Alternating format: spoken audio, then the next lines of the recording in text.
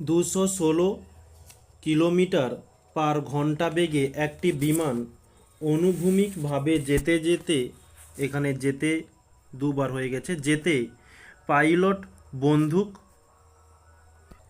ছুড়ল এবং 4 সেকেন্ড পর তা প্রতিধ্বনি শুনতে পেল। শব্দের বেগ 340 মিটার পার সেকেন্ড হলে বিমানের উচ্চতা কত? তো এই যে 216 কিলোমিটার পার ঘন্টা বেগে বিমানটি যাচ্ছে, এই বিমানের বেগকে আমরা ভি দ্বারা চিহ্নিত করি।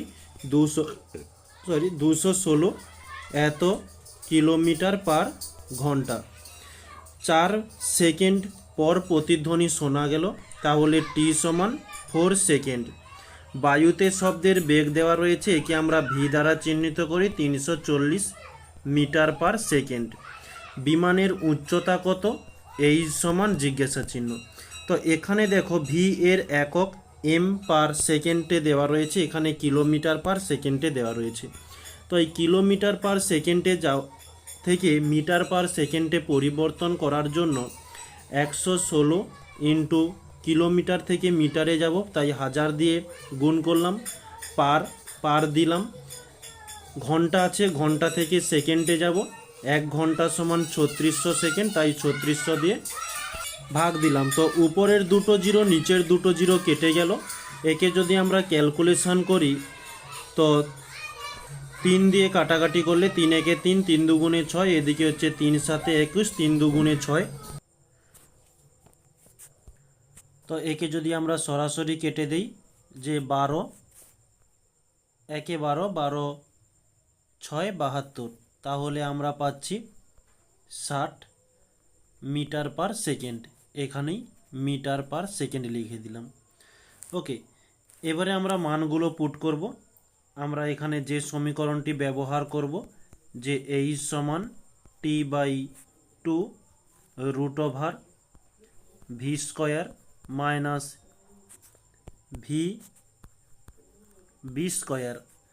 তো টি এর মান দেওয়া রয়েছে 4/2, এদিকে রুট, ভি এর মান 340 এর স্কোয়ার মাইনাস ভি 60 এর স্কোয়ার। তো 2 দিয়ে দিলে 2 দুগুণে 4 হয়ে যাচ্ছে, তাহলে এ পাশে পাচ্ছি 2, এদিকে 340 এর স্কোয়ার করলে পেয়ে যাব 11560 মাইনাস এই 60 স্কোয়ার করলে হয়ে যাবে 3600। ওকে, এটা তাহলে মাইনাস করলে আমরা পাচ্ছি রুট ওভার 112,000। তো এখানে আমরা এই রুটটাকে কিভাবে ভাঙছি একটু তোমরা দেখবে, যে 2কে 2 থাকলো, আমাদের রুটের মধ্যে যেটা ছিল 112,000। তো একে যদি 5 দিয়ে দিই, 5 দুগুণে 10, 5 দুগুণে 10, 5 4 20, তার সঙ্গে দুটো শূন্য থাকছে। একে আবারও 5 দিয়ে দিলে 5 4 20, 5 4 20, 5 8 40 হয়ে যাচ্ছে, আর একটি শূন্য। একে যদি আমরা 4 দিয়ে দিই, 4 একে 4, 4 একে 4, 4 দুগুণে 8, শূন্য। একে যদি আবারও আমরা 4 দিয়ে দিই, 4 দুগুণে 8 হচ্ছে, 4 8 32, শূন্য। একে যদি আমরা 2 দিয়ে দিই, 2 একে 2, 2 4 8, শূন্য। আবারও 2 দিয়ে দিলে 2 7 14, শূন্য।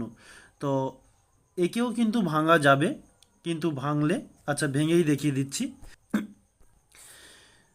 2 দিয়ে দিলে 2 3 6, 2 5 10 হচ্ছে, একে আমরা 5 দিয়ে দিতে হবে, 5 7 35।